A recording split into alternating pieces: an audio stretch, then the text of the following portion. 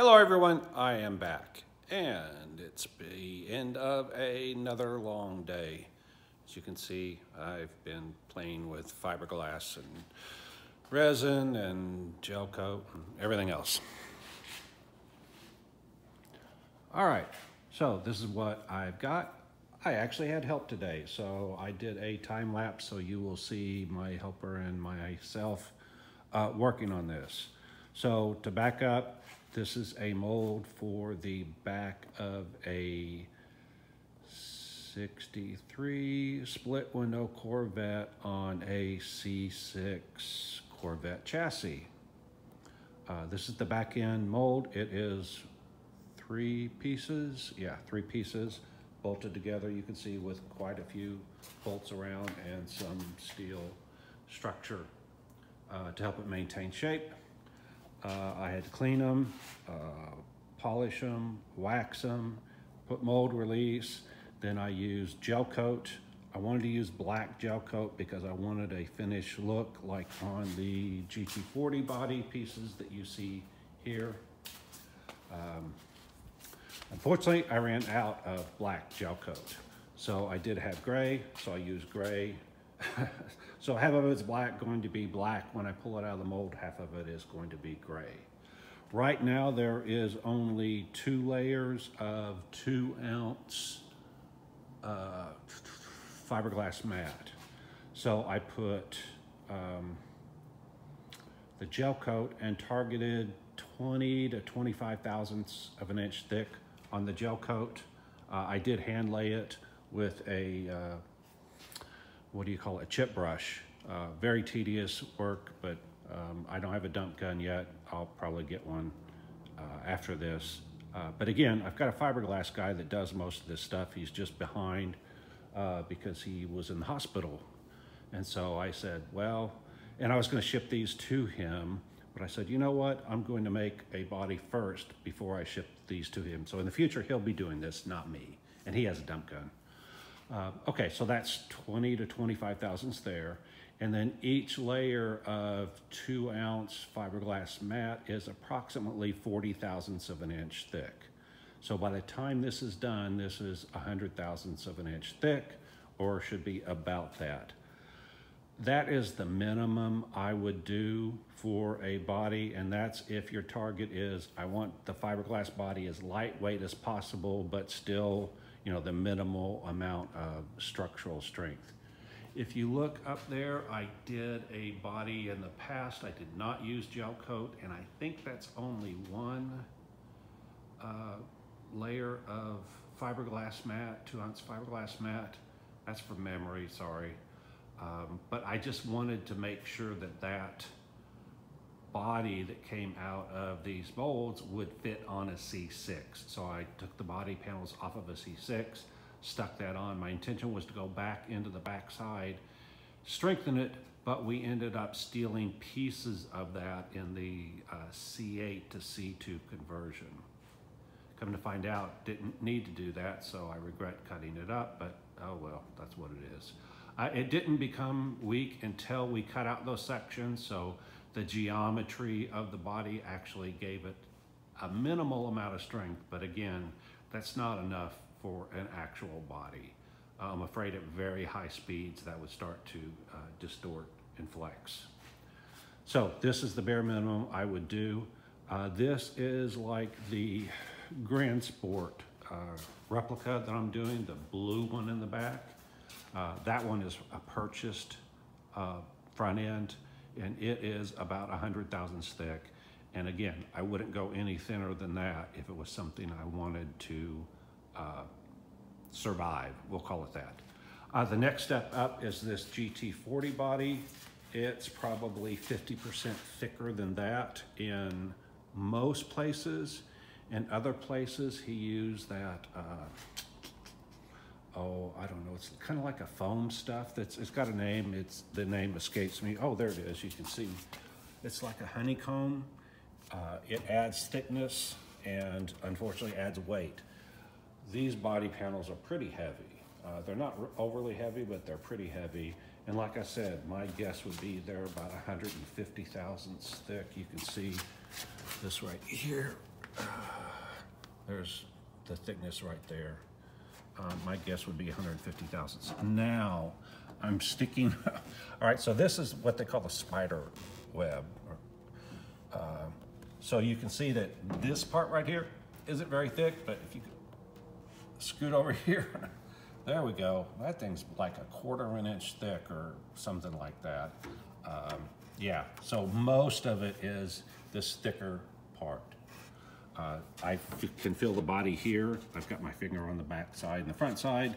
Again, it's probably pretty close to that 1/4 of an inch, I'm gonna guess. Of an inch thick, maybe even 3/8. This thing is heavy. I mean, that front end of the Grand Sport, I can pretty much carry by myself, almost toss it around. That front end of the GT40, I can carry it by myself, but that's it. It's probably about the limit of what I would want to carry myself. Then we have the extreme here. This is the Delahaye body, the Delahaye Pacific. This thing is a tank. It is definitely 1/4 of an inch thick. Unfortunately, it also has some issues, but we won't talk about that. That's between me and the shop that made this. Those fenders, one, they're massive. So everybody that's giving me crap about my big fenders, this is what I am basing my car on. These are big fenders. I mean, this is an Art Deco car. Art Deco cars have big fenders, or if you don't like the Art Deco term, whatever, call it whatever you want. But these 30s cars, they were big, they were flamboyant, they had curves. So anyway, this is it. So these are heavy. I can barely carry one of these fenders by myself. Now, part of that is because they are so big. If they were smaller, it would be much easier to carry, but the thing is thick and heavy. I'm going to come over here. Unfortunately, a shop that was supposed to make a frame for me didn't make a frame, and they hacked the body, which does not make me happy. It's kind of hard to see, but there you go. You can see that the main body is, if not 1/4 of an inch, close to it. Speaking of which, I did slide the C5 Corvette front and rear suspension underneath to test fit it. The issue is that the distance from here to here is too long. You can see that the frame, let me see if I can scoot this over. There we go. The frame is straight from right here to right there, and then it starts curving down. Ideally, this L section would fit in a flat portion. So either the frame has to be notched, or this thing has to be shortened, or something has to happen to allow these two to work together. I just wanted to put everything together to see. What I'm looking for is all of the other issues. So if we're going to, we either have to modify the suspension, the frame, or a combination of the two. And so I want to identify all of the issues before we do that. One of the big issues is, where's the wheelbase? Exactly where is it located? And the answer is, I don't know. I was hoping that by bolting the body onto, or actually setting the body onto the frame, I'd be able to determine that. I cannot. So now I have to go put those fenders on the front, and then the fenders on the rear, and then figure out where the wheelbase is.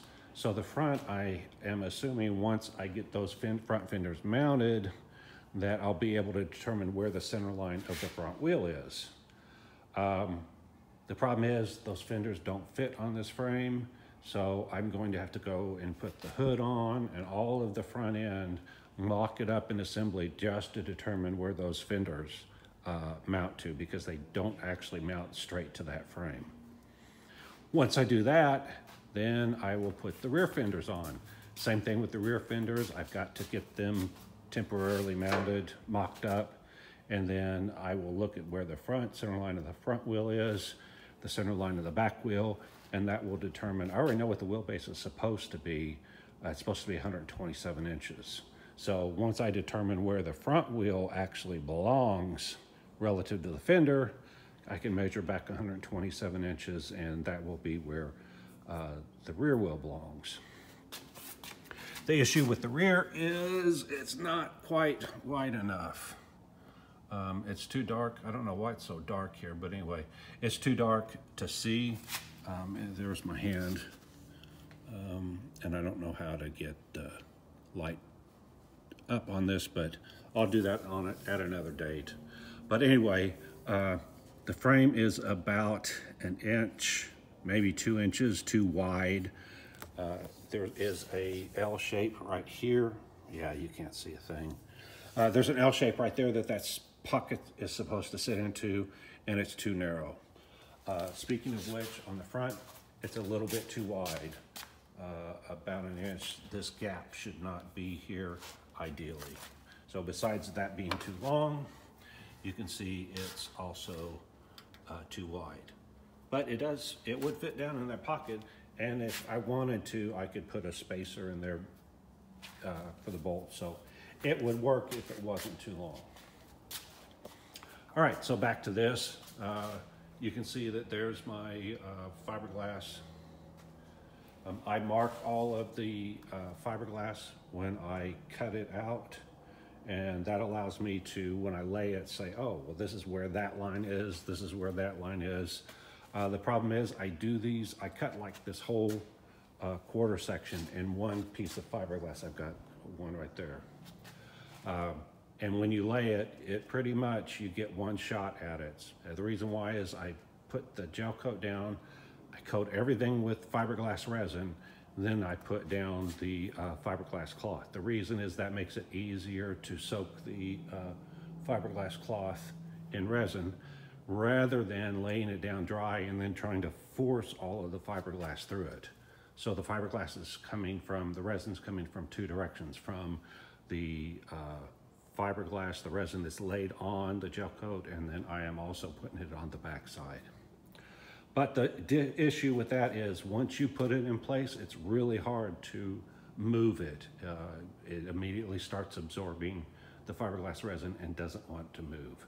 So I use the alignment marks, and then I try to pick the center point of whatever piece of fiberglass I'm laying on it and line that up, and then go work from the center out. I decided I would try the black. There's a pro and con to the black. The pro to the black is that you can see every air pocket. It shows up as a light color. I try to get all of the air pockets out, obviously. And so the black color makes them very, very obvious.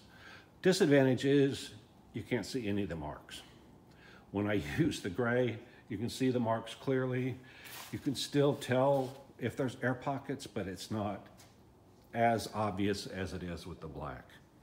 The other thing is, if I use the gray, then when it's done, it looks like a primered car. If I use the black, when it's done, it could pass for a painted car. Not a perfectly painted car, but a painted car. Plus, everybody knows that any body defects show up much better in black than in any other color. All right, that's it. So, tomorrow, back at it. I'm debating on pulling the body out of the mold tomorrow. It's a little bit early. Ideally, it maybe should sit for another day or two. The other thing is I'm thinking about putting another 2 layers of fiberglass on there. I don't know. I'm still up in the air on that. Part of me says go ahead and make it thick, and then the other part says don't. So I don't know. If you have a preference or an input, let me know. It would end up being more like the GT40 body. Right now, it's pretty much like the Grand Sport body, as lightweight as possible, but still structurally there. If I do add the other layer or 2 of fiberglass mat, it will be like the GT40. 2 layers might be closer to the Delahaye Pacific, but I'm not sure, maybe somewhere in between. I don't have any calipers, and it's not that critical. It's just, hey, do I add another layer or not? Oh, that just reminds me, I just got more supplies, and one of them is a huge roll of the 2-ounce mat. 50 inches wide. He was going to see if he had 3/4 ounce mat, which I was wanting because it would be easier to get it to lay down for that very first layer. Apparently he didn't have it because my delivery person came back and it just dawned on me that there were not 2 rolls of fiberglass mat. There was only 1. So he must not have had any of that 3/4 ounce fiberglass mat in stock. Shame, because you know, it takes a little bit to get this 2 ounce to do things like bend around these corners, and working around these taillights was a bit of a chore. Same way with the bumpers, again, because of the light you can't really see. So anyway, it would have been nice to have some lighter weight fiberglass mat, but it's not there, so oh well. I've worked with this 2 ounce for several years now and it's worked.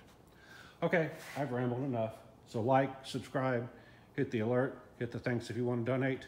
And if you don't like what I'm doing, you don't know Jack. Bye.